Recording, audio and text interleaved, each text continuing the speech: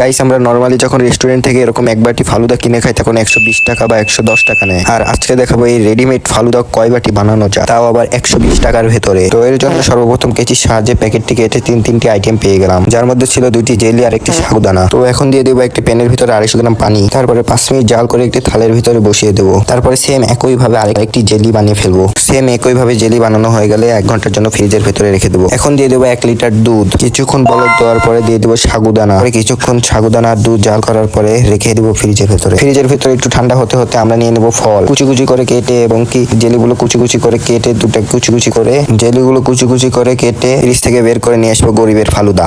সুন্দর একটা বাটির ভিতরে একে একে সবকিছু দিয়ে বানিয়ে ফেলবো একটি ফালুদা। আপেল, কলা, আঙ্গুর, খেজুর, কাজু বাদাম, কাঠবাদাম। এখন দিয়ে দেবো একটা আইসক্রিম। ফালুদা খাওয়ার জন্য তৈরি।